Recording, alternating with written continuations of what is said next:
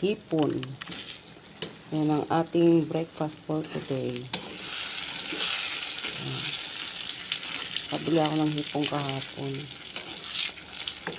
Parang gusto ko ng tortang hipon. Binalatan ko siya. Ayan. Hinati ko lang hipon. Kasi medyo marami. Kulang kalahating kilo. Ay, kulang 1 kilo yung nabili ko.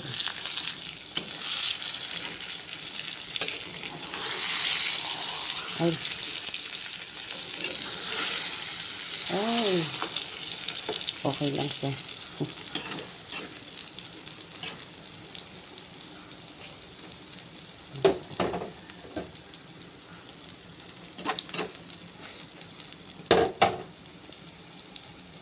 Hotdog naman ang gusto ni Jello.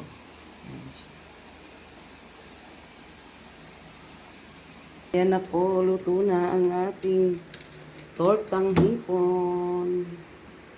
Ayan siya.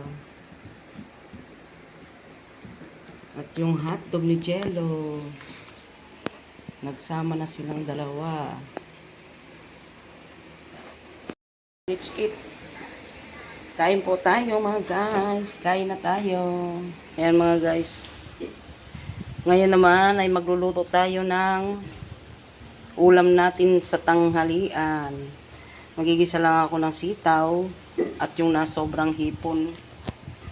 Kinalahati ko lang yung kanina. Ayan yung kalahati ng hipon. Ilalagay ko sa sitaw. Ginisang sitaw. Ayan yung konting pork. At yung ulo ng hipon, ayan. Kinuha ko yung nilagyan ko ng mainit na tubig. Kinuha ko yung katas para mas malasa. Malasa siya, maglasang hipon. Yan lang po.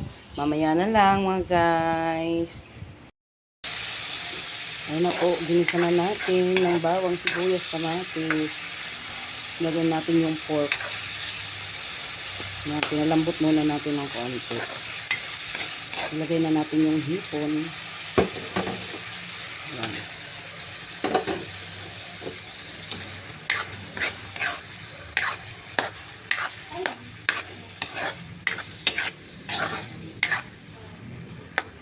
Ayan siya. Tapan muna natin ng konti. Ayan, tingnan natin. Ayan na siya, ha, mga guys.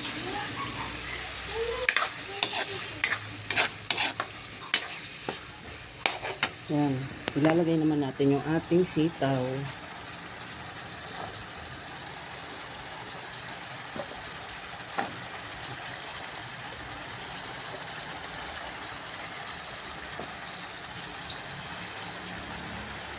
Ayan, ang ginisang sitaw para sa ating lunch.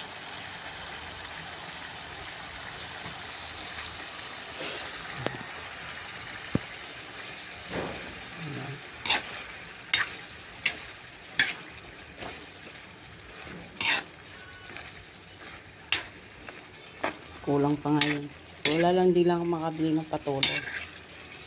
Masarap sana ito may patola. Pero okay na yan. Okay na rin ang takpan ulit natin para maluto ang sitaw. Nalulit natin.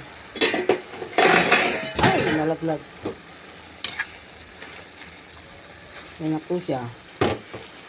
Ilagay natin yung sabaw ng ulo ng hipon.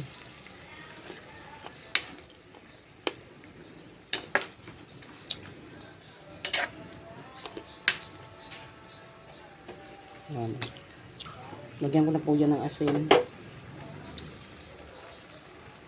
Mga kaunting magic sarap. Yan na po ang ating gulay na ginisang gulay.